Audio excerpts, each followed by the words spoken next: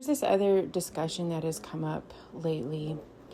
It's always a part of these religious discussions. And so this isn't necessarily what I was talking about in these other types of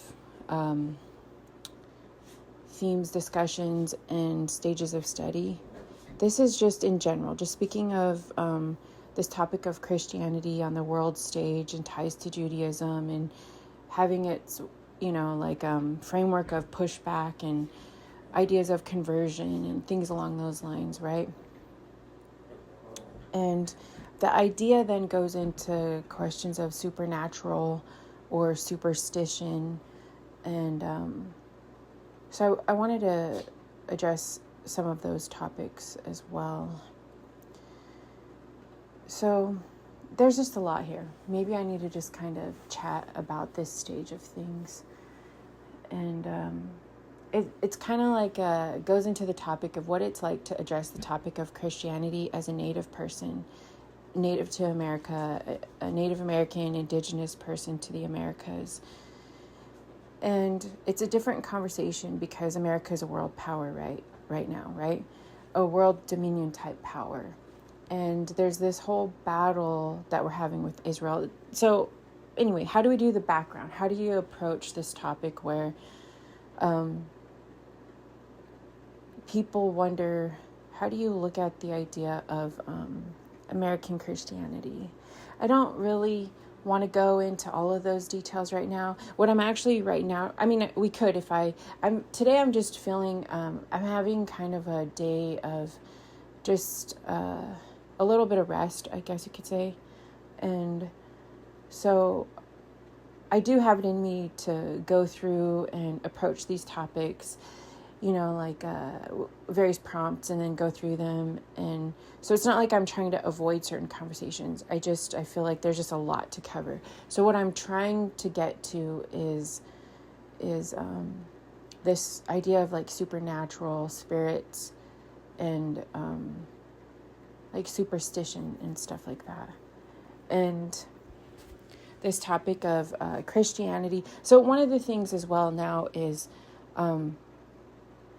we're seeming to, on the world stage, have this conflict now where people are trying to preserve certain portions of the trajectory on the world stage. And so they find Native people in the mix of that too. And it's coming into confrontation with their certain interpretations of religion. And so anyway, I think this is what I'm going to try to chat through. But I'm first going to get me a cup of coffee because I was waiting for it. That's why I was chatting first. And then it sounds like it's ready. And I've been involved in these studies for a long time, just in my personal life, approaching this topic of Christianity and Native people. And to my knowledge, I haven't quite come across a shift in conversation. Well, I have. I don't want to say that. I'm not trying to say that in an arrogant way. I'm also just not as privy to some of the stuff online. So there could be some amazing growing conversations, which I'm sure there are probably somewhere, that I just haven't quite connected to. And, but I also tend to think that the way that I approach religion is different. And so maybe to some people so out of left field that I just don't even enter into their conversations because I don't know that they're able to entertain the thoughts that I have or the interpretations. I'm not sure. So I generally tend to feel like in the past I would actually get a little bit more seeming interest from those that aren't religious, from the atheist crowd in various ones, even though I still wouldn't fit with the atheists either. And so I'm admitting that this might be a stretch. I'm not trying to make people intentionally vulnerable in their spiritual beliefs and overwhelm them. I do think I do think there's space where I can just, like some groups of people in a variety of different church organizations, I can just kind of leave them alone if they're not really hurting anybody and they're just trying to develop their lives and with certain spiritual disciplines and whatnot. I'm not looking to upend everything in that sense immediately. I mean, I think over time, if there's some precedence to certain ideas, transformative ideas, eventually there'll be a collective transformative aspect of growth and evolving. So, I mean, you know, at some level, the test of time is that ideas will be transformative. But in the meantime, I'm just focusing more on those carrying, you know, involved in these conversations and things along those lines. Anyway, I say that to attempt, maybe what I'm also trying to do is introduce how I'm approaching this.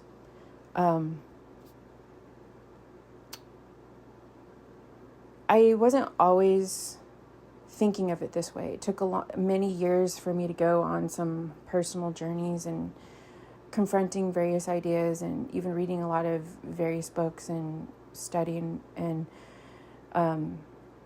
so it took me a while to evolve myself into breaking out of certain ways of frameworks and looking at things differently. Because I personally have had these certain experiences, I'm not even trying to add legitimacy to them. I'm just trying to be honest. If I'm wrong, I'm wrong.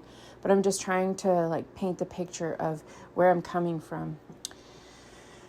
Ultimately, because of some of those experiences, I don't really see religion as, let's see, how would I explain that?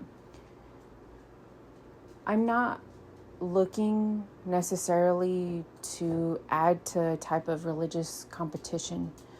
I'm not really looking at having the ultimate Christian argument to be against every other religion, or the ultimate Jewish or Islamic argument to, like, I'm not really entering into, at the end of the day, having one of them on its own simply just be the winning outcome or things like that.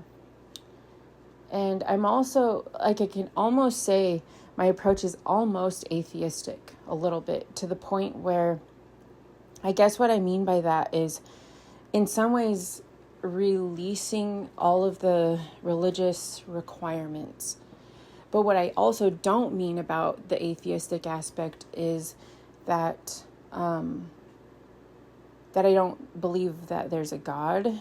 I do believe there is something, there is the thing that people name God, but it's probably even more profound and strange than we realize. Like the very way by which we're even here, the very mystery as to the animation behind life, those types of things. And so I tend to believe there is that thing, and there is something to these patterns that we see take place. But I also think it will ultimately point farther beyond how we conceive it, to the point where if we were fast forward and of evolving spiritually, we would look back and realize that a lot of these arguing points that we have are not really necessarily approaching the immenseness of what this mystery that we call God even is.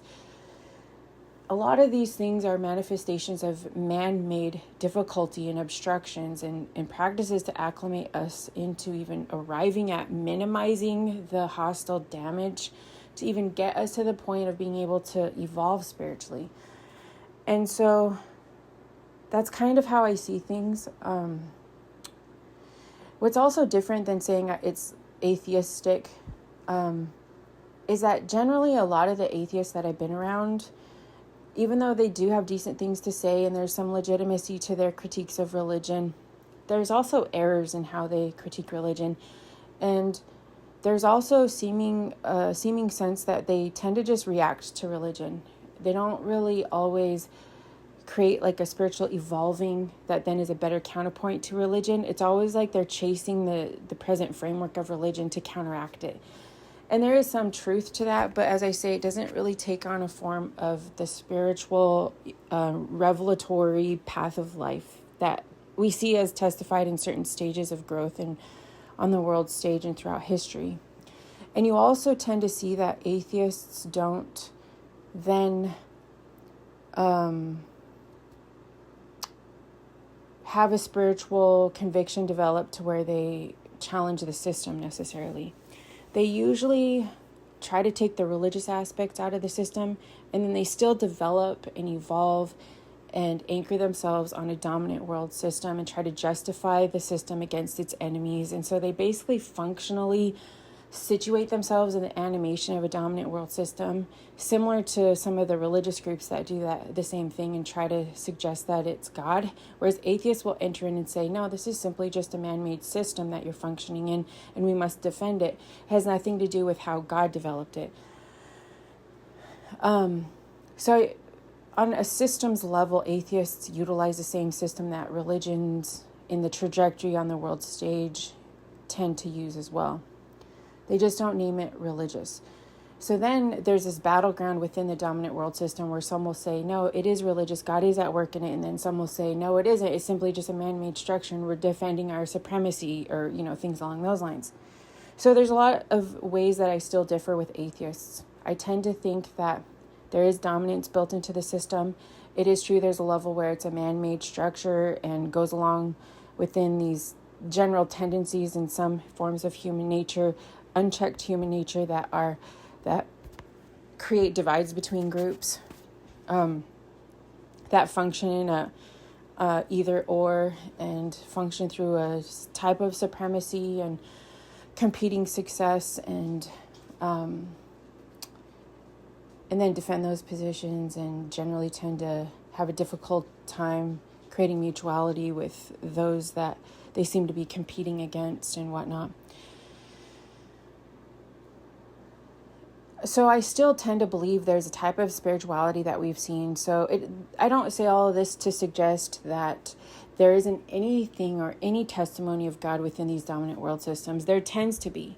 The dominant world system seems to be this type of interaction on the world stage that functions kind of like an invisible tornado vacuum sweeping across the whole globe. That's kind of how I imagine it a little bit. And it collects, it kind of like expands across the globe with certain interactions. And everyone that gets caught up in it usually tends to argue its points and just self-justify it. But mostly everybody's simply just become a victim of it to some extent. And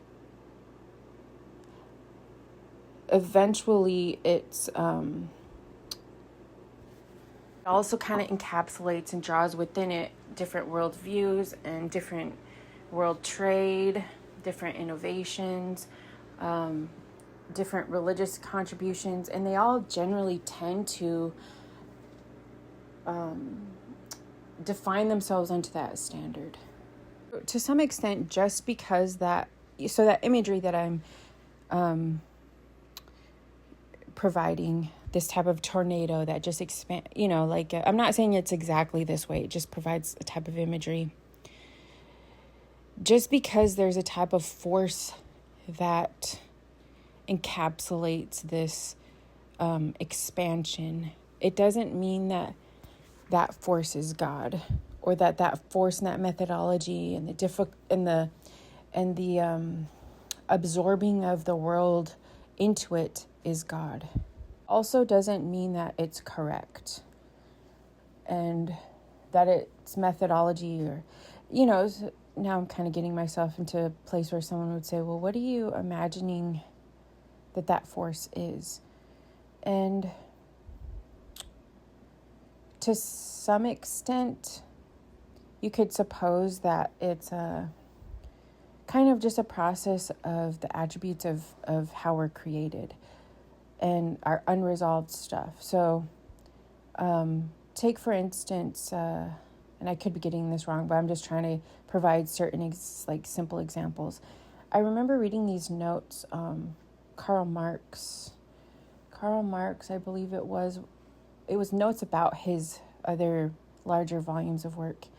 And it was supposed to be a simplified version I was reading over. And it was making reference to some of his quotes or summarizing some of his ideas. And it had said something to the effect that, because Karl Marx introduces like Marxism and what people make reference to in terms of a certain economics theory. And So along those lines in economics theory, there are certain studies, like I'm not an economist, but I'm just, like I said, giving some simple ideas here to try to at least attempt to unpack and explain what I'm talking about, where something can take on a force, and it's not always a supernatural force. It's effects of societal interaction, and then compounded by unresolved societal interaction, and then also the tendencies of what people believe within systems and whatnot, among other things. But for instance, say like in economics theory, there's a sense where people say eventually a certain market and economic interaction, as it intersects with human behavior and human ideals, and the market produces a type of what they call the invisible hand, and where there are certain checks and balances and interactions that then produce certain outcomes within economics, right? So along the lines of some of these different proposals on how to introduce rules or checkpoints or systems of balance or reference points, the various ways that someone introduces the economy produce other outcomes or other ripple effects. And so among some of these various proposals, one of the summaries of Marx made reference to something along the lines of it could be predicted when he's following the money and whatnot. It could be predicted that the introduction to industrialization and certain aspects of private property or certain private ownership or types of ownership in relation to gauging the population, certain rules, certain forces, it could then be predicted that along with trade and what is required to keep trade going, that these certain forces at work will cause certain mechanisms to then be repeated throughout all developing nations across the world, globally.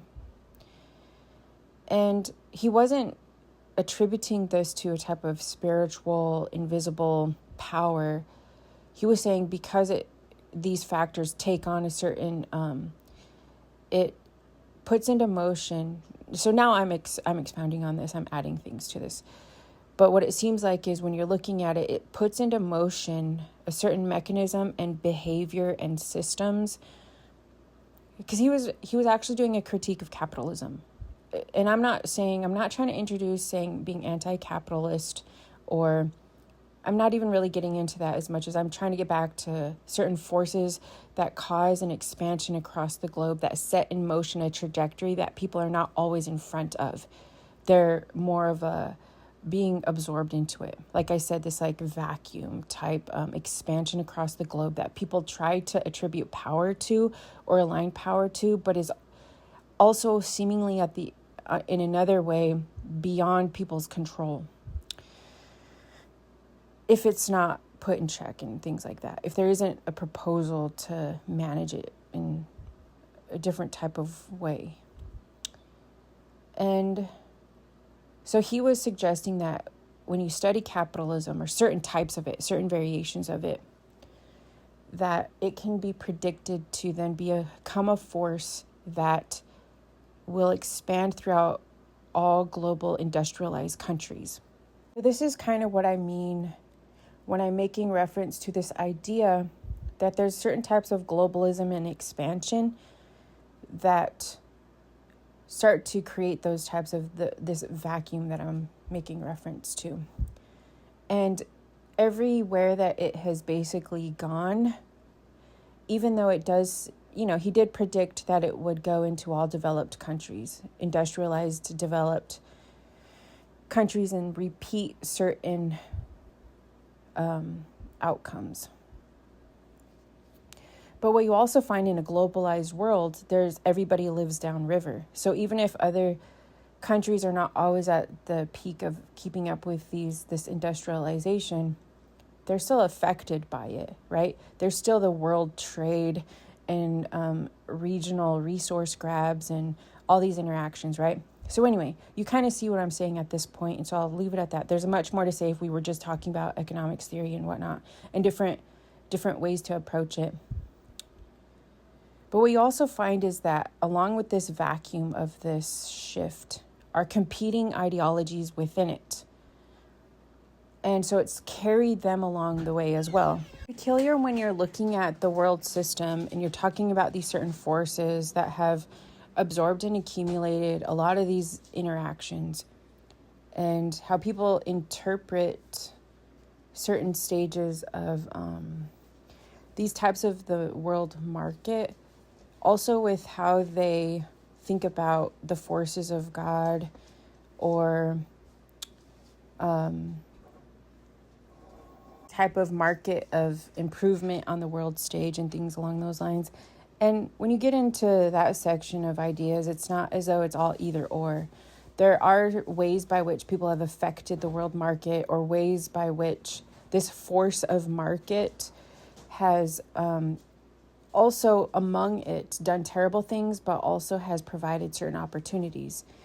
And so there's also ways by which we could look at it in such a way where, so something that you also find is there can still be certain benefits to the market. There could still be ways to refine it. And there can be ways where people don't misuse its quote unquote power. So what you also find is this battle to place a type of encapsulate it within warring or competing propagandized versions of ownership to it, or a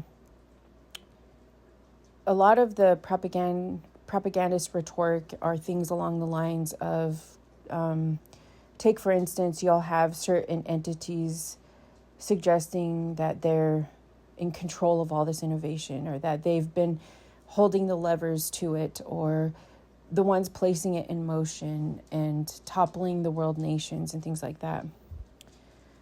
Whereas it's a lot of different factors. It's the ideas by which people believe people own this type of interactive vortex of things.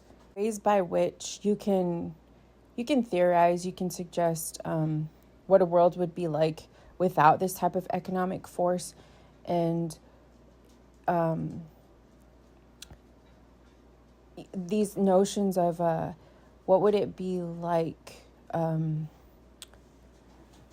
examine human existence and the components and the attributes of human existence beyond being incorporated in this type of market. And you'll usually get certain types of propagandized versions of combating arguments by saying things like,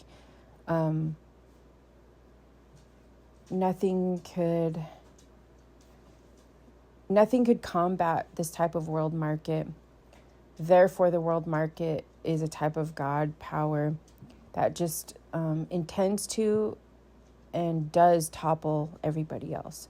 It's kind of a strange dynamic by which people kind of get in front of this type of tornado, storm, vacuum, whatever you want to call it, this force, and suggest that they're in control of it, or they're the power of it. Anyway, what am I getting to? Okay, I'm going down a rabbit hole of theorizing, right? Kind of painting the picture of saying some people have come to the point where they realize, wait, this is just kind of like a world market. This is like the invisibilities of the economic powers. And it does have a tendency to indiscriminately go and just affect certain types of expansion.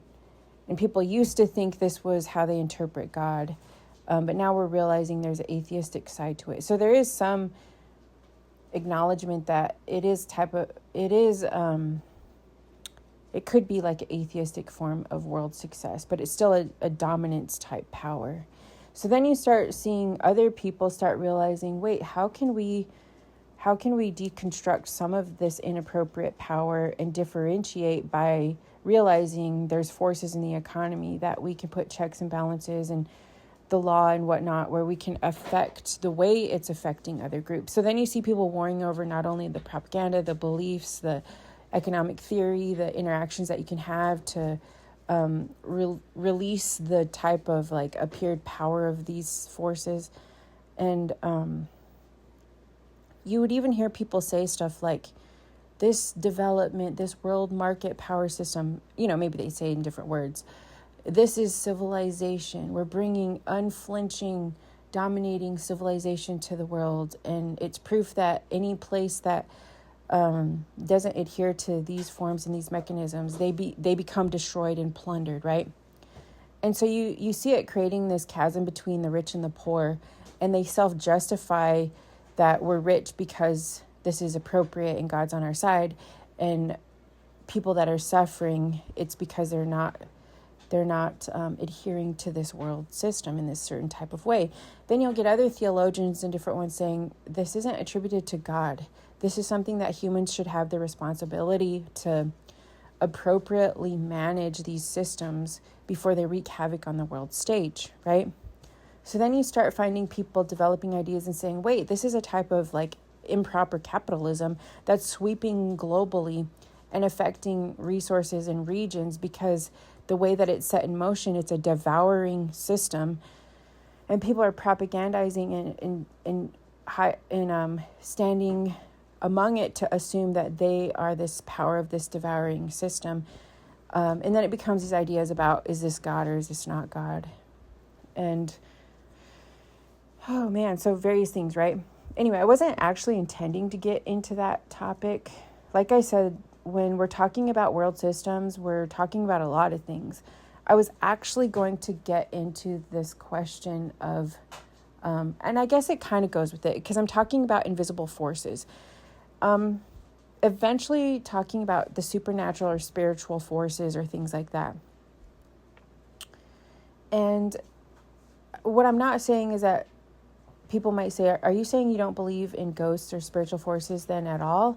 Are you just saying there's a way to explain away everything? I think what I'm suggesting is there could be these other spiritual forces and other things, but the areas where other forces are at work, it's kind of like a process of elimination where we try to at least examine everything to get everything out of the way. So we're not saying everything is attributed to God. We're trying to piece it apart reasonably so that we can get to the areas that we need to have more spiritual responsibility.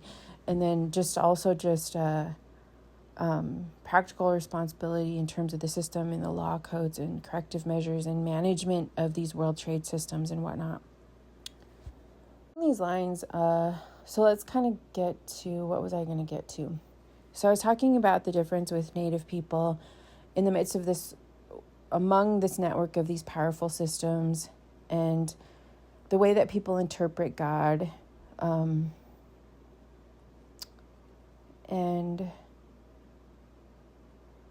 how, and I have talked about this before when I've done those proposals that I called systems theory. But okay, let me simplify this, because otherwise I'm going to start thinking about all of the topics that are involved in this. And so my main point here is I wanted to get to the superstition, spirituality, things like that. Some strange way. So there seems to be now that there's this networked globalization on the world stage.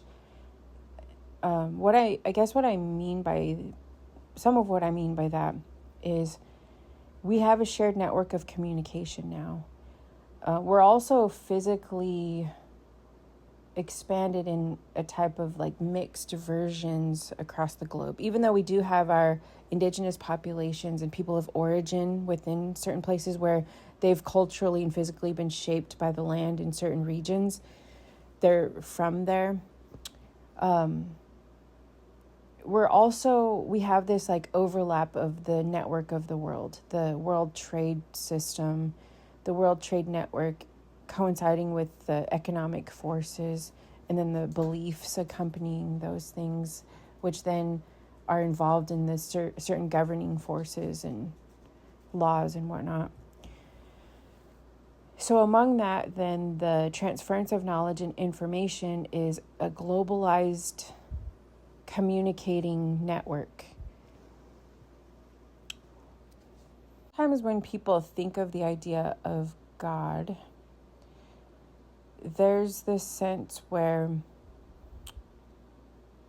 let's see, how would I simplify this? So when you're approaching, because our main point here is not just to talk about world expansion. We could just talk about, let's say we're not even talking about religion or God. Let's just say we were just talking about gauging and solving for and understanding why a world network was set into a drive of expansion. So that's what I was just talking about, right? This drive of expansion, fueled by systems and interactions and conflicts and survival, that facilitated this expansion drive, right? And intertwined in the midst of those types of societal systems involving certain laws or ideas or ideologies and trade and money, economic systems. And within it has hierarchy, right? There's this unresolved human tendency within people that can be tempted to take on certain types of hierarchy battles, supremacy battles, difficulty in the relational interaction of spiritual mutuality. And so when you have certain interactions where there's this like height of competitiveness or supremacy or hierarchy, it can produce in itself an influence of kind of setting in motion a type of reflection of this behavior within the forces of the economy, the government, the societal interactions. Just like people now will say, when you study money theory and market theory and whatnot, you can see that it definitely is a somewhat of a mapping out of societal interaction and belief and behavioral dynamics, or just certain interactions that speak to the populations. So one of the factors that you find is, so if we're not even talking about religion yet, the idea of God, we're talking about human behavior, hierarchy, battle of supremacy, a lack of mutuality. You then see this enacted in the way systems expand. Along the lines of it expanding and growing, you see it's a force then that creates systems where it forces a certain type of height of power. It kind of turns up the speed of expansion and consumerism and just a lot of these other factors, right? Talk a little bit about, I don't want to get too much off on this topic, but a little bit about the economic theory stuff, or how various ones will say some of these measures set in motion become a type of Darwinian, exercise in Darwinian selection. By any means possible, whoever can rise to supremacy in that type of coinciding with economic theory, right? And so the suggestion that people say that if there's any type of like rampant Darwinian system, so that it doesn't run rampant across the whole globe or wherever it's able to expand, because now people are even making reference of expanding beyond Earth, right? Because it just sets in motion certain factors such as those. And not to say that on its own people just simply aren't perpetually curious, because there's, like I said, other factors of simple aspects of human nature coinciding with these markets and expansion, the attributes of expansion and the driving forces. But they also suggest that then there would need to be a non-Darwinian corrective measure so that there's survival alongside these very expansive systems. So there's other factors, behavioral dynamics, where people will say, well, communism is simply just trying to undercut the success of this capitalistic drive. And maybe in some ways it's trying to bring a corrective measure, but then in other ways it's a function of, in some ways, keeping it going, because there needs to be some levels of preserved population for the capitalistic aspects to keep going among. Capitalism needs buyers and needs customers. So anyway, so then we get into the complications. So at this point, we're still just talking about human behavior, the tendencies and unresolved human behavior, being a part of the invisibilities of creating these mechanisms, and then the tendency that selects for unresolved human behavior,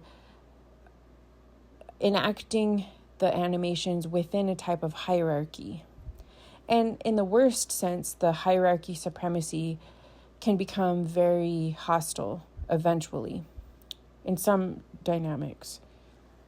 So then this is where you get into the point of, once you start to realize at the peak of these heightened drives of civilization and these massive systems, attributes of it push it to the heights of spiraling into the heights of excess. And at those points of supremacy are acts of hostility, corruption, and various acts of exploitative preservation, right? And then it becomes set against populations within it.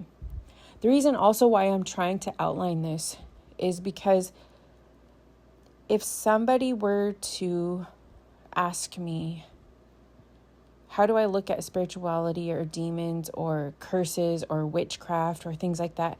Because here's the thing. A lot of times when people are talking about trying to justify and cloak certain systems in a propagandized version, they're also usually talking about a religious version, or how they're cloaking those ideas in how they view God, how they view the animated power of God, or the forces behind it that are justified unto God in all of these measures, right? Imagery is what I'm attempting to try to get to.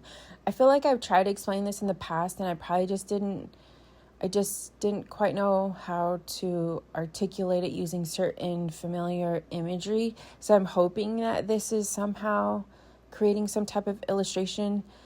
So what I'm getting to is the way that a lot of the language in use of the supernatural or witching people or doing things, or almost every time, even in scripture, when you're making reference to the demonic or spiritual forces or witching people and things like that, it can also happen within religious groups, not always just across like this religion or that religion.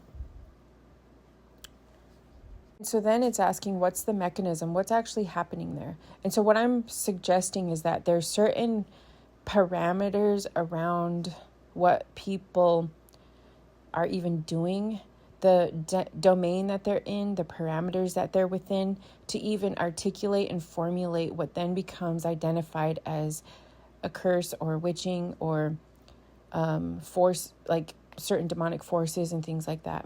That there's certain natural laws that they manifest in, whether it's a true manifestation of something or not. There still are certain aspects of where it manifests within to some degree. And so let's just say we can put parameters around much of existence for the most part. And something that we get in the scriptural story is this example of the parameters of human behavior. Things we can also learn outside of scripture as evidenced, right? But something in scripture, this is why I was trying to explain what I call systems theory, that there's certain parameters or systems or functions that things develop unto, and these behaviors are within them. A lot of times what it looks like when people make reference to those types of behavior is, the imagery that I kind of have in my mind is the peak of a system. So imagine the parameters around a certain system, and the system isn't aligned in like a spiritual mutuality or a certain spiritual receptivity. It's caught up in this trap of hierarchy, supremacy battle. And so then it takes on animations of life and and shifts them into those maneuverings, those powers, that network, that currency, that market, I guess, if you want to call it a market. Because in some ways, the words we say and the things that we do participate in a type of how we're engaging the market, the currency, the system, the power struggle, or what have you. And a lot of times there's this type of fighting to try to utilize those systems, these markets, to be situated and fitted with your proposed ideas, encapsulating it, right? But anyway, so a lot of times when people are caught up in these battles, they're usually functioning and entrapped, and they have become captured in a sense by a power struggle. And so they're functioning and channeling the forces and animations of life through this power struggle. And they're looking to be the most powerful. They're looking to counteract somebody with certain power. But the thing is, there's parameters around those types of power. So across the board, universally, there seems to be this effect of parameters around power. And that to some degree, those parameters around power will always look the same. And those parameters around power, like inappropriate supremacy power, that's anti to the actual spirit of God, the spirit of liberation, can function through any religion. So it's not so much that people are just trying to be converted into one certain belief, as much as they enact with the spirit of freedom and the spirit, the spiritual receptivity in the very makeup of how we've been created, to not become drawn into these improper systems of power where we're improperly channeling animations and functions and marketing it and selling it and whatnot, but that we do the work to break into these other attributes that we have, to understand what's true beyond those types of capture, I guess you could say. And so when people try to say they justify this system and they justify the mechanisms of these powerful systems, and they get in this power struggle with Native people where they're usually battling those types of hierarchy, for me, it's not so much that, because then it gets into, they'll switch it around. They keep it in that framework of the powerful system, in most of its grown testimony, at the heights of its testimony, hasn't really functioned through, it doesn't really have the attributes to function through the actual spiritual recognition and responsiveness. I mean, within, there's certain ones that have done their own personal disciplinary spiritual work, and they can enact some of those, but in the grand scheme of world systems and dominions, it doesn't have those attributes. Generally, when people align themselves with the world dominion system in that trajectory and those market forces and those animations, they usually end up trying to fight its battles on behalf of staying within that pressure point to enforce types of conversion or absorbing people. It has an attribute of needing a type of absorbing everyone into it and adhering themselves to it. And so a lot of times when people are interpreting the idea of Christianity or Jesus and the expansion of the globe, they're usually associating it with the power of God and whatnot. But it doesn't have the attributes of when people do their individual work, when they don't just align themselves with the market system power, and they kind of put that in check and they realize they'll do their own checks and balances, work on their own spiritual disciplines, you do start to find certain ones have the attributes of being able to work on what the spiritual relational building and developing is. And then it's through those types of groups where you do start to dismantle some of the propagandist divides and develop those relationships with other groups. But in general, the dominant world system doesn't really use that methodology. It generally still tends to be like a one-sided conversion or forced pressure, forced threat. What I generally call that, and this would require studying scripture, but I call it the type of Nebuchadnezzar type animation, the certain force that becomes a driving force in the world networks and powers that creates an imagery of God within it, but the methodology and the practices and the forced conversion type approach is actually attributed to the world power dominion. That's Nebuchadnezzar. That's a whole other side story, but that's not to say that internally within, as everybody becomes captured by the world system, that we can't do our own work to work out freedom from within. But then start to find certain excuses or arguing points where people will say, so now it kind of gets confusing, right? So eventually, when some people do their own personal work to think, well, there is something attractive about the story of Jesus and whatnot, therefore, it must all be justified that Jesus was delivered to us within this encapsulating message of this whole world system. Therefore, it must justify everything. And I just don't think that that's the case.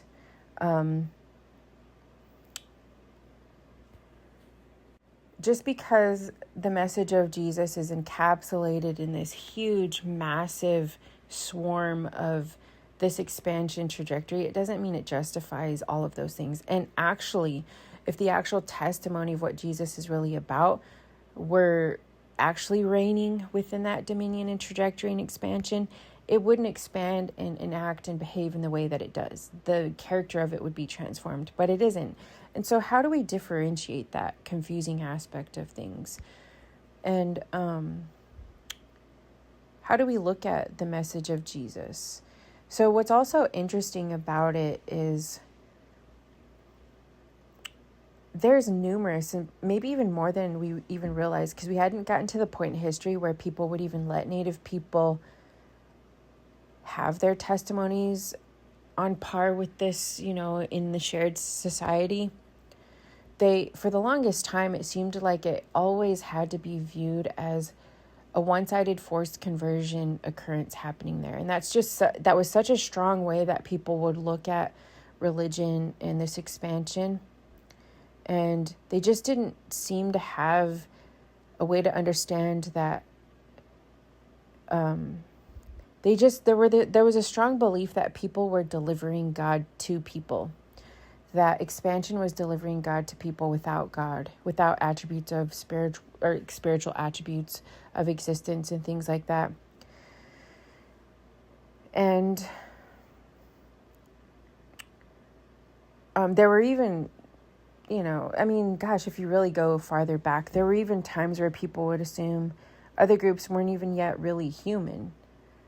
And it wasn't until, and then even after certain ones would accept certain aspects of conversion and whatnot, or I just don't even know. I'll have to think about that word later, but just for clarity's sake, like the idea of conversion,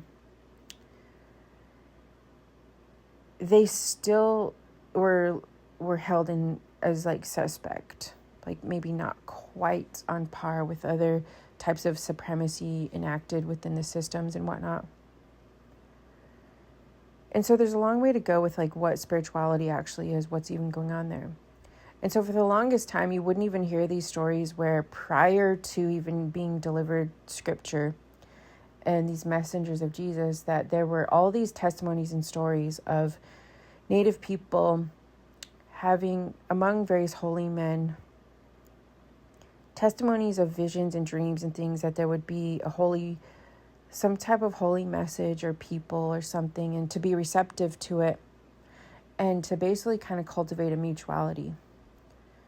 And so some of them did. So initially some of them did, and that's why initially a lot of them were receptive to the messages. people will then say, because they're just so stuck in these ways of certain conversion type stories, and there's other ways to look at that, but there's ways to look at it. So a loving God, of course, if there was a spirit of receptivity, you would think, so you look at those occurrences and you can think, what was going on there? Is this because Jesus, like God wants them to convert? Is this because God needed them to convert? Or how come some were receptive to it? How come some different holy men were receptive to this? What was happening there? Why would God be producing this mutuality? And in some ways, people will say, when they're in the religious circles, they'll say, well, because everyone needs to be saved, because God wants everyone to be saved, so he's working through them to draw them into being saved, right? And then it goes into, well, what does it mean to be saved, though? And you can also say a loving God also would have been warning them to be receptive because their life was on the line. There was a lot of plundering and horrific things happening. And so on another end, it would be a warning of this expansion is encroaching. Have a peaceful negotiation with it, and that will go well by you. And so in some ways, it also is like a warning, not just a saving, not just a beautiful message, but a warning. Because when you look back, not everybody delivering these messages at the time had a very matured version of interpretation. They were even fearful, in some ways inappropriately fearful of the idea of God, and interpreting the idea of God through these like really expansive, powerful systems. Because we've come a long way in interpreting what it's even, going even farther in the revelation of God. But then you can also say, at some level, the message of Jesus then isn't just that every individual is without God and needs God, but if God was already working in them through their spirit, through their holy men and various ones, they already had the ability to have spiritual revelation. So then how do we then look at it? If this shows proof and testimony, because you're seeing it happen in a variety of places, that God was already able to have spiritual work within them, then what really is this message then to formulate this mutuality? How do we look at what was going on there? And so some of it seems to be this effect that there's a warning accompanied with this message of Jesus that's absorbed into this massive, expansive world system, to recognize the aspect of this Jesus message within this system, so that there could be a type of connecting with people, a type of saving.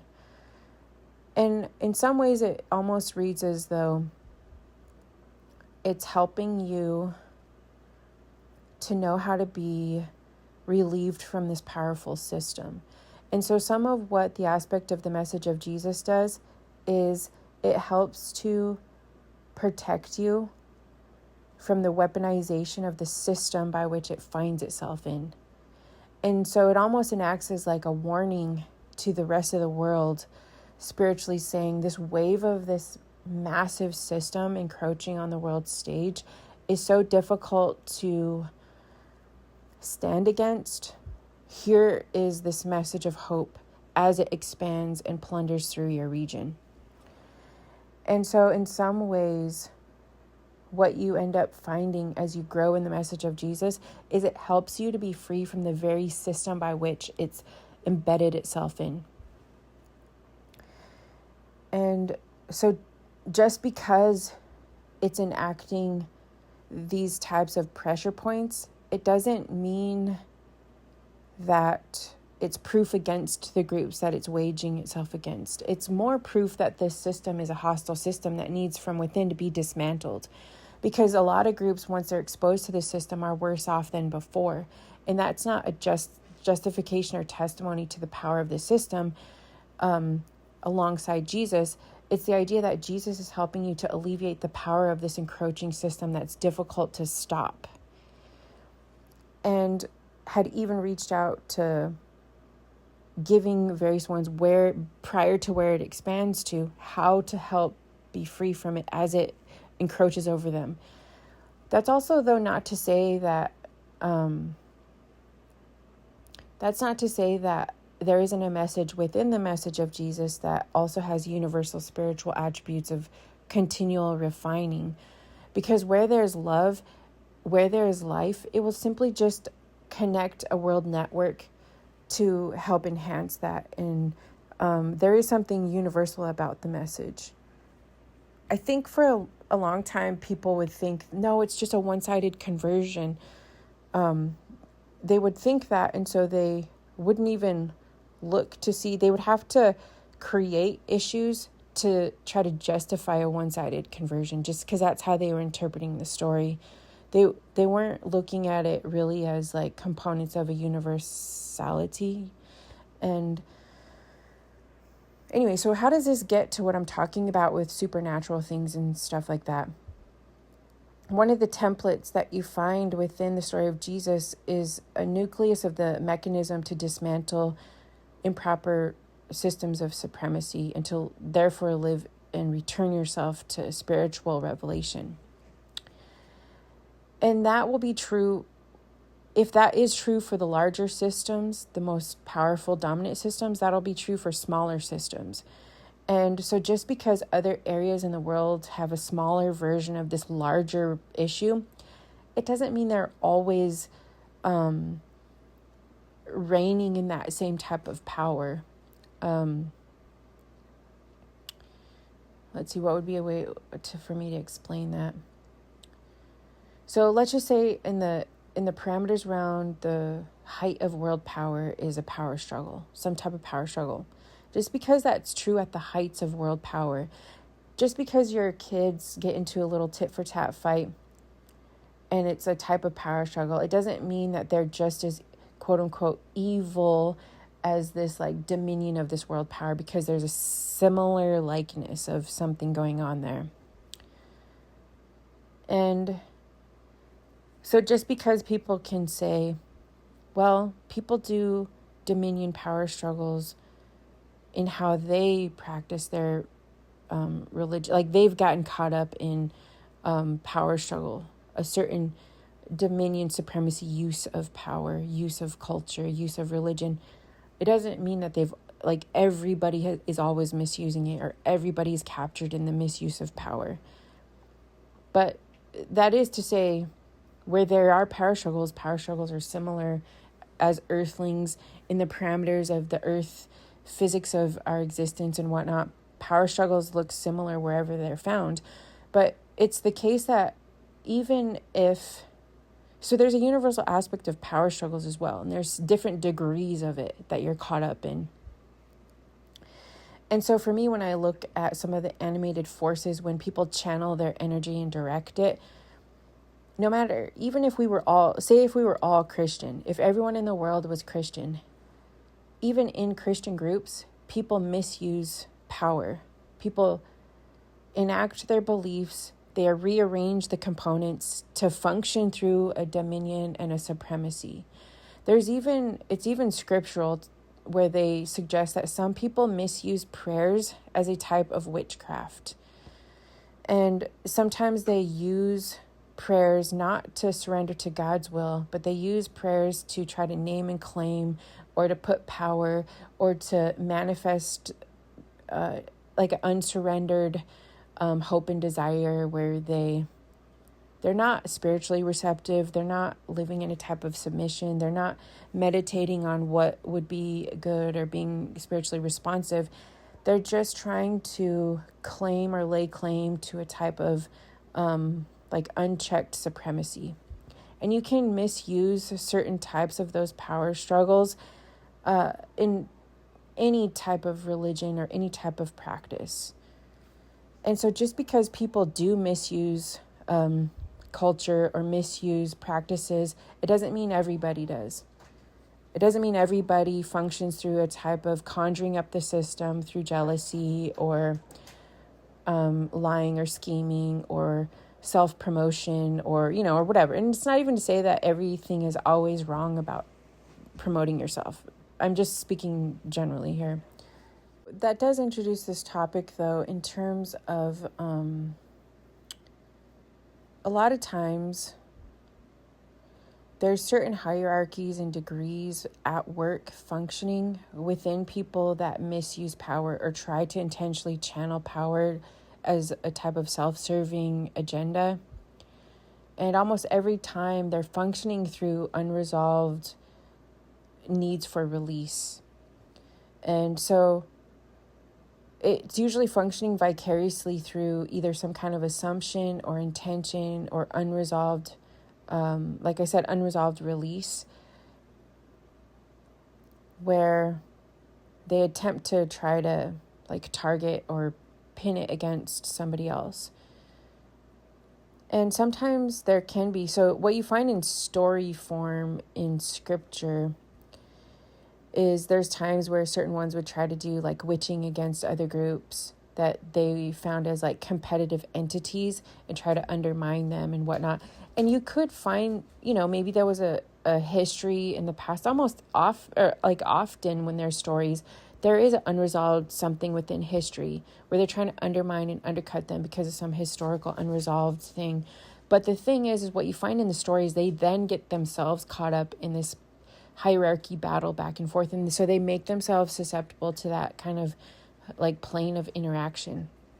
What's different about approaching it, and like I said, I've seen this even within religious groups that are of the same belief, they can misuse and get themselves in their own hierarchy battles and tensions and whatnot, and be waging certain, like thinking they're fighting the devil and whatnot, but it's their own tug of war power struggle that they're caught up in, that they're not releasing themselves from either.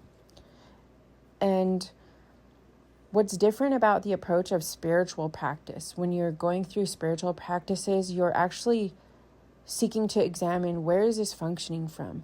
Because almost every impulse and every idea you can map out in your mind and think, where is this coming from? I would not have the sensory perception of this without mapping of where it's coming from. So then when you kind of do soul searching, you realize, oh, this is my assumption of this. This is a function of the system here. This is a perception here. This is like a societal function, or all of the mapping of these different interactions at work functioning. And so what's kind of different about when you do spiritual work or prayers that are more of like a spiritual centering, there's more of a release. There's a different type of aligning yourself to life and seeking for God's will and not your own, or seeking for God's wisdom to shine through and not just your own impulse. And that's what starts to formulate different spiritual practices that can happen within a variety of different settings and cultural influences and whatnot. And what it ends up looking like is, it just so happens that this is an imagery that matches up with the spiritual attributes of Jesus. And so just because there's these spiritual attributes that Jesus had, it doesn't mean that none of those attributes are ever at work in other cultures and other beliefs. It's just that if you find it, you should be able to recognize it and mesh with it. And then over time, that should be able to also affect these larger systems and how they function, because it gives testimony to spiritual practices that are simply just universal dismantling of improper powers and methods and methodologies. And so then that kind of gets into trying to do the spiritual work of what's the truth. What's the truth of this interaction or this battle? What is something that you should just be able to either maybe let go of, or transform the way you think about it, or transform your mind? What is it that you have within you that is maybe unreleased, that's making you interpret these things in this way? What do you fear that you're going to lose? Is there something you fear you're going to lose? Is there something you fear that you have to fight for? And then at least surrendering it to God to say, how could I maybe look at this differently? How could I, in incorporating myself in this battle, be actually helping generate this battle? And so a lot of these things kind of get to the point where it kind of gets into, when you're reading like the books of the mystics and things like that, other practices of like dismantling, or a type of flip side of dismantling is also proper aligning. And so where there's proper aligning, there's also release. And where there's release, there's often relational growth that has happened in terms of there being a release. A release of the power struggle because there's an increase in relational value and recognition and validation. And so it's learning those types of skills and approaches. And so almost every time there's an improper power struggle, there's usually either a historical lie, a historical misrepresentation, a historical deception, a historical power struggle waged against someone that has not been released. There's just all these other factors that are at work there as well. Let's see, was there something else I was going to say? I'm going to try to,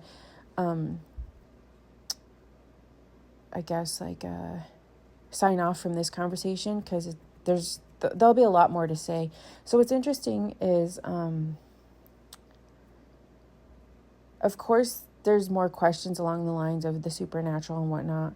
People are going to have questions as to not just the psychological or behavioral analysis or the market or the economy forces, but are there actual effects of supernatural interaction and things like that? And, so there'll be topics to kind of get to some of those. Sometimes people, they don't always know how to differentiate where they like the idea where when they grow in their spirituality, they're also then able to understand more about Jesus. So once they become attracted to this idea of Jesus, they therefore then think, so the tapes of propaganda and world expansion and histories kind of play through, and they don't always know how to account for those. And they think, well, it must all be a whole package deal. I must have to accept all of it, that all of this had to happen so that we could have Jesus. And it's just, to me, I don't think that that's true. There's aspects where it even says in scripture that even some people that think that they're doing the will of God and know about Jesus or these stories and whatnot are not always enacting the principles and the practices and the spirit of what Jesus was about. And then it even says in scripture that there are some that had never even heard of Jesus, don't even know, that do enact aspects of love and attributes of what Jesus is about. And they then merge with this testimony of Jesus without even having known. And so the idea of the spirit, the very spirit by which we are grown and developed in, can enact attributes of Jesus without even knowing it, just shows that we are developed and created in the image of Jesus. And then even more so, when we're introduced to the story, of course we would connect to it because we would recognize it. We would recognize that spirit of life that's already within us, and we would then be able to mesh with and merge with those ideas. And there's even in scripture where it says certain aspects of wildflowers that enact certain principles in their creation, where even when they're not even seen, when they're out in the mountains where no human has ever laid eyes on them, they still manifest the beauty of what they were created in. And so there really isn't this separation of this whole thing had to happen so that we could have this testimony of acknowledgement to the message of Jesus. No, it didn't. We can differentiate that. We could say we still had the testimony of life exhibited within us. And more so is this acknowledgement to share it among other groups as we relationally grow across the globe. Just because we have the ability to relationally grow across the globe and start to find the networked testimony of life across the globe, it doesn't justify any means necessary to grow across the globe. It actually is counter to that story. It actually places in check the improper mechanisms of that. And so you can even suggest that had there been a freedom, had we been free from the dominions of the world and these world systems that then encapsulated these messages and theories and formulated them in these systems across the world, had those not been developed, you would imagine relationally, people would have grown and shared their messages across the world. And we would have more of closer to a pure version and testimony of human relationship, as opposed to these confused systems and dominions that have intertwined partial truths within it and whatnot. But that doesn't mean that we need to get into these either or battles, because we don't need to say it's this religion or that religion. We can say, what attributes of freedom are you developing your life among? And no matter what you call it, certain types of dominion or power are not an ideal way to develop, no matter what religion or culture or region that you try to develop along. And so you're not proving a point by enacting a worst version of your culture or a worst version of a system, by becoming caught up in a certain driving force of dominion to try to oppose another force of dominion. What really seems to put things in check is to start living in the principles of what those universal life attributes are, and then giving testimony to the universal aspect of it, and then doing the work to recognize and do the work that you could see that in other people in other ways. And anyway, there's more to say. There's more to talk about in terms of the supernatural, spiritual things. Like I said before, there's a certain book that kind of was reintroduced and kind of fell across my path in so many ways that I guess I'm just going to kind of gauge the times. And if I feel drawn to researching it, because I do have multiple things to do, then I'll do that. And it is kind of interesting how it's at a time where these topics are coming up, and it does speak to those. So I'll see if I kind of have time to look through it and talk about it some more.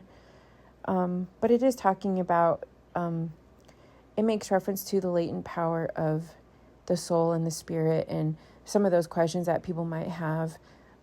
I think to get to is what I'm also trying to do is the message of Jesus is useful in that it gives language and a storyline that can become almost like a shared table of conversation in this globalized world that kind of helps set the stage for these universal ideas of having to do with these topics. And so what I'm also trying to do is I'm trying to dismantle the mechanisms where people try to improperly gatekeep these topics by, if anyone enters into topics of Jesus, they encapsulate it with improper propaganda, they encapsulate it with improper forms of conversion, and they associate it with these historical conflicts of either or. And I just am trying to dismantle that so people can realize that they're welcome to these conversations. Jesus has actually dismantled some of those mechanisms if people were actually enacting those. And in some ways to do that, you have to be able to also do the work to reach out and connect with other groups outside of this typical propagandized version of Jesus. And in that, it also just dismantles that. So anyway, I'm just both trying to preserve the ability for the proper, what seems to be more of a proper inclusive aspect of, these topics among shared conversations of Jesus and the universal aspect of it, but also doing the work to connect with other groups that are oftentimes the version of the scapegoats of the dominant world system. And just trying to differentiate from that. Anyway, I feel like I've said a lot. It's a lot of theorizing here. And we'll just keep talking about these things from a lot of different angles and in a lot of different ways. On a quick note, though, if someone says, okay, well, what you say is interesting to me and it makes it more palpable for me to enter into these and feeling more trustworthy of this idea of Jesus and a mutual relational aspect to where maybe I'm open to this or I'm receptive to it. And then maybe you would say,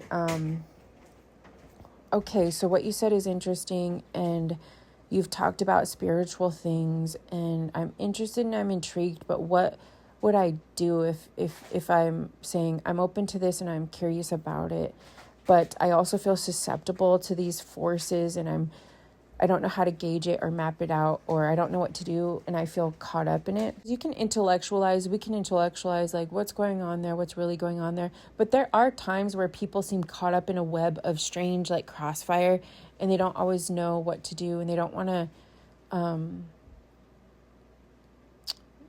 maybe misinterpret it.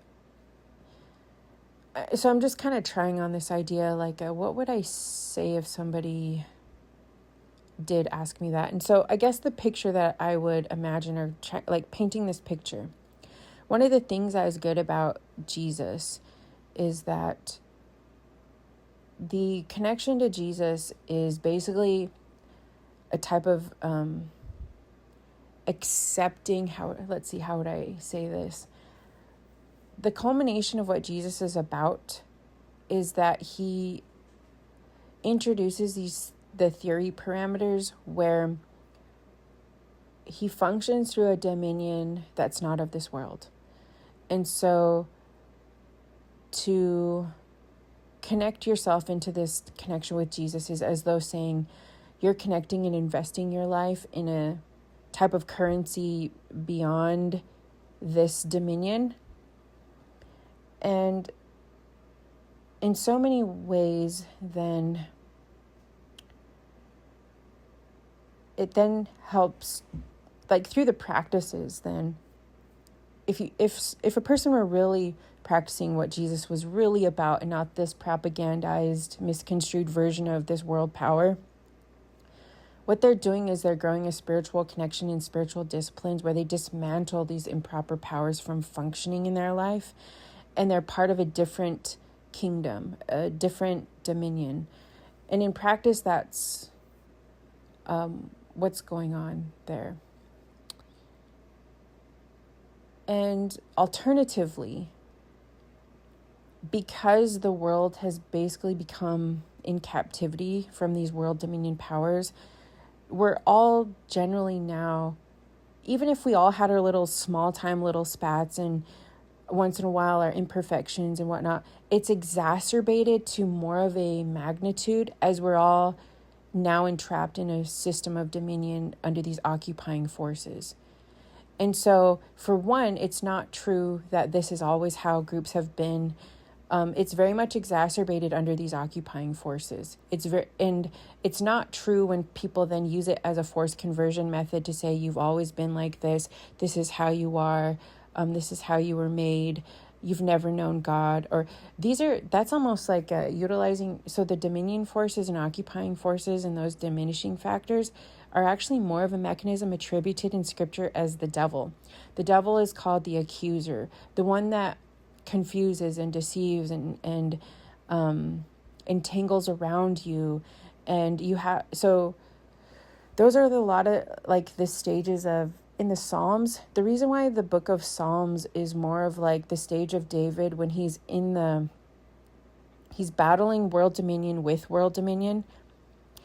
It's a useful stage for people because a lot of times in our younger years, we tend to think that we're battling.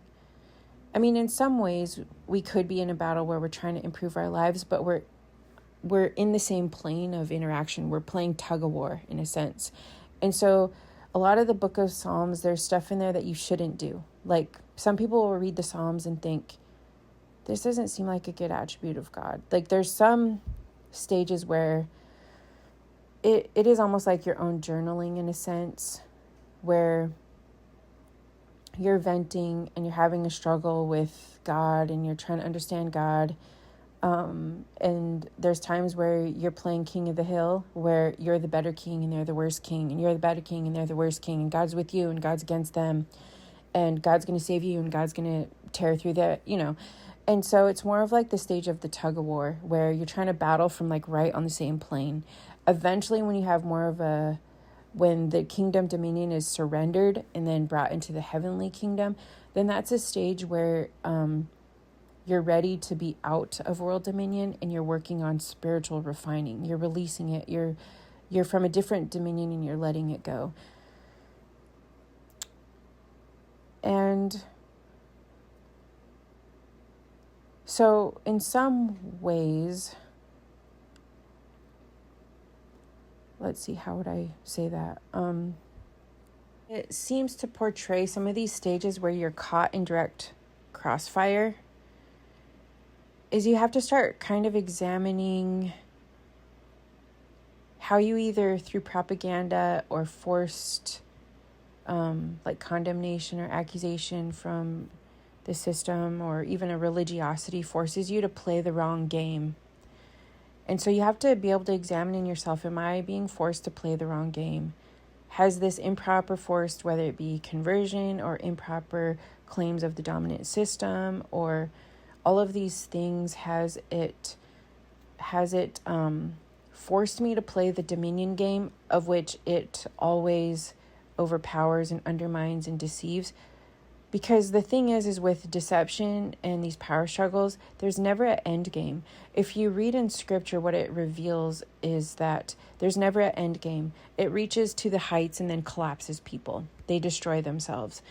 And so in some ways, the forces try to improperly enforce dominion battles and provoke battles so that people will enter into destructive behavior. And then they utilize that to accuse them of always having been like that. It's basically like an abusive relationship, a misuse of these ideas, a misuse of what should otherwise be a useful networked system and a useful religious practice becomes a type of the accuser, false claims and whatnot. And so it does become, like it says, a battle of the mind.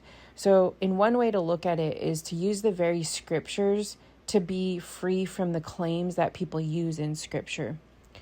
And so in one way, ultimately, we should all be free from that improper dominion, but we're not. It's a mind game. It's a battle of the mind. It's a battle of the spirit. It's a battle of false perception and accusation and whatnot. And so then the question is, what if you're caught up, if you're being forced to impose yourself into an improper battle of dominion that gets you caught up in toxicity? You'll see this a lot of times. You see this in a lot of conflicts where people keep trying to pull you into a toxic tug of war, and they don't do the like transformative method, and you're never at peace. You never feel free. You're always antagonized. You're always feeling falsely accused. That's a religiosity, right?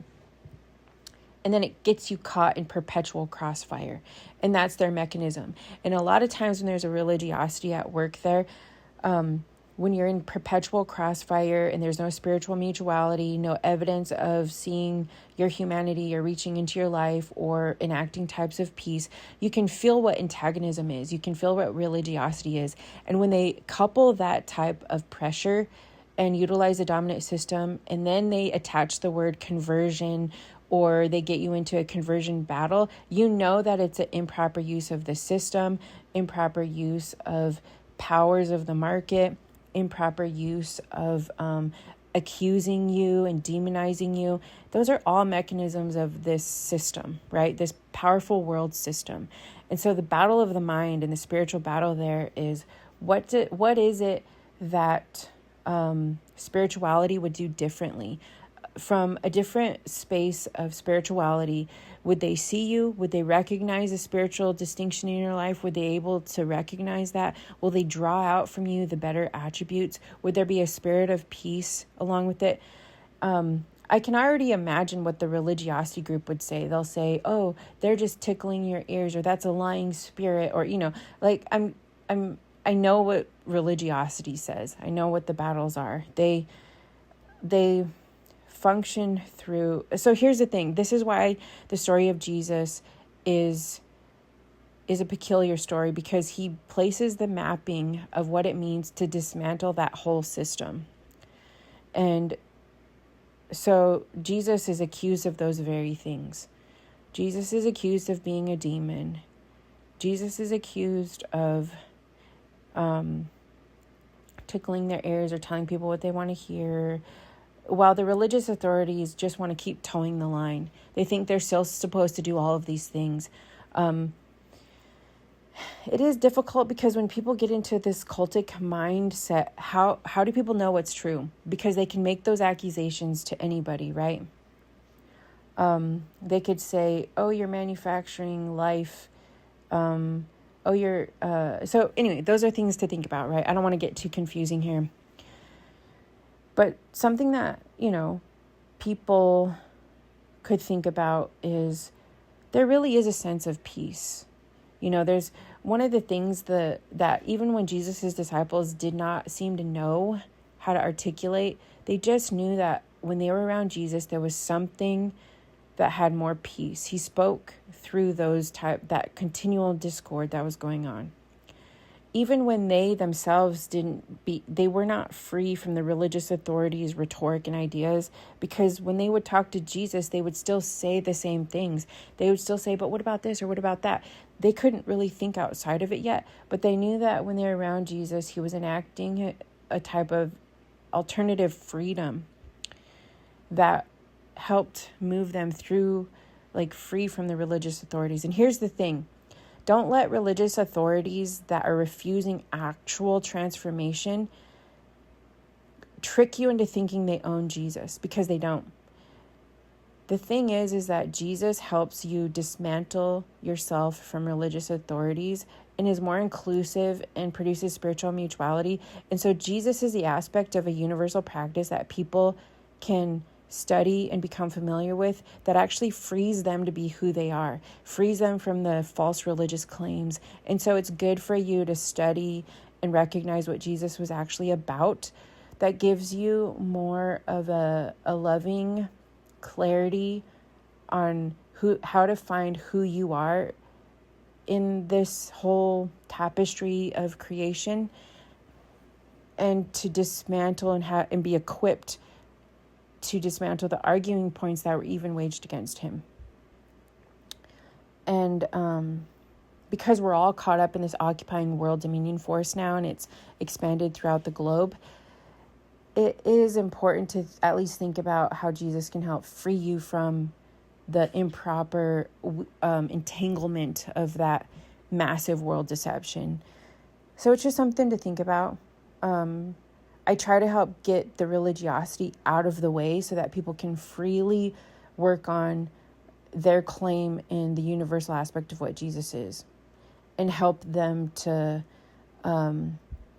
be free from the world dominion that Jesus is trying to help free people from. And also just give word to don't get yourself to be antagonized in the wrong power struggles, because it will then be used against you. Look, working on those spiritual attributes of what does it mean to release myself from these antagonisms? What does it mean to surrender myself into growing in connection to that universal aspect of the animation of life, which comes from God, the Creator? What does it mean to let that start to formulate my path and not always have to control it? What does it mean to ask what it might set before me or develop in my life, and to begin that relationship of engaging your own spiritual inward compass as to how it can be a reflection and alignment to God? And a lot of times when you start doing that, there's going to be a religiosity that gets in the way. There's going to be wounds and false claims and confusion, and it takes a while to work through that. Anyway, I think I'm going to leave it at that because I just feel like I'm rambling now. For me personally, I had to go through years of reading. I had to start where I was at. I had to start reading a lot of different perspectives. I had to give myself permission to be okay reading a lot of different perspectives, a lot of different perspectives on life. I mean, testimonies of people. I even read what would be considered New Age now, because I wanted to hear various people's opinions. I wanted to, and if you're, at some level, just be honest with yourself. There's a level of something within you in that spirit of cultivation that happens if you're honest with yourself and you're still surrendering to this revelation of life. Then it does start to seem to take hold and develop within you. It's the world out there that causes us to think we have to manufacture and put on a show or deceive or other things, but you know yourself, and the Spirit of God within you knows you. And so there is a sense of just learning to be somewhat honest with that. And then you'll start to find that creative aspects just start being revelatory through your life. And you just start to become more of this whole mechanism that is responsive to growth and development and connections and things like that. And it just starts kind of taking on a precedence in your life. There are times where you even have to ask, what is the currency and the standards of value? Because, I started off saying there's certain systems and dominions around us that function through absorbing and connecting to certain types of hierarchy battles and value.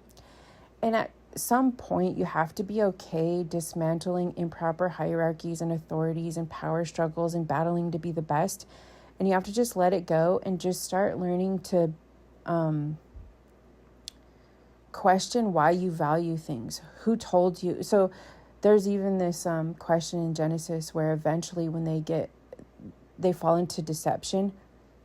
And then when they approach God, there's this question of like, who told you that? Who told you that? And so it's almost this question of who told you, and now you are shaping yourself to be responsive to something somebody told you. Examine that. Why do you think that? Why do you think you have to do that?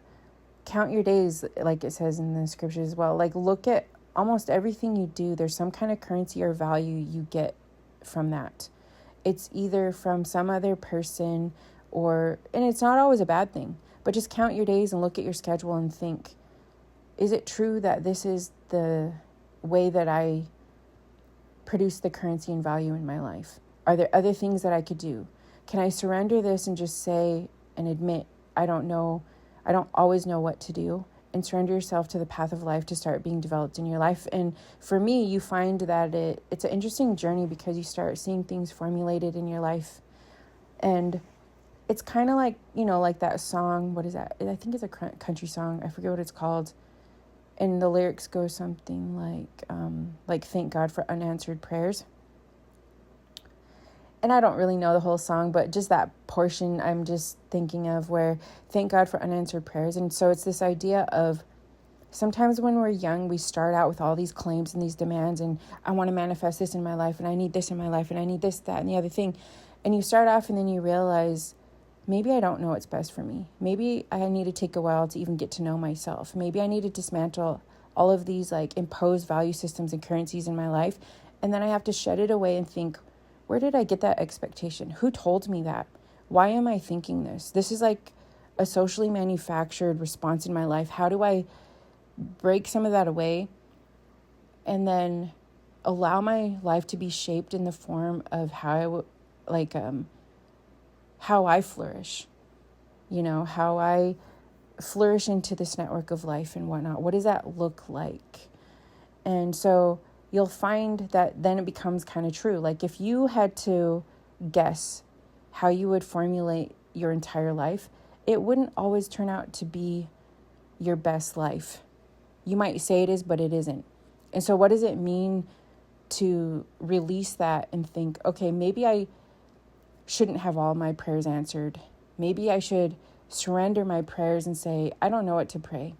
I don't know exactly, but I want the Spirit of life to start directing me and helping through grace and love to shape and open my eyes and open my life to how I can be a part of this free spiritual system and not these hierarchies of antagonism or misuse of belief and whatnot.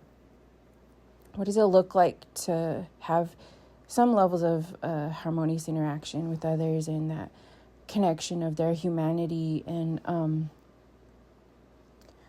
anyway, so just some things to think about. I guess thinking maybe this might explain a little bit as to how I approach some things. Anyway, there's other chapters and things to talk about, but I think I'll leave it at this for now. And yeah, I think that's a lot to say. We're going on an hour and 30 minutes, so I think I'm going to sign off now.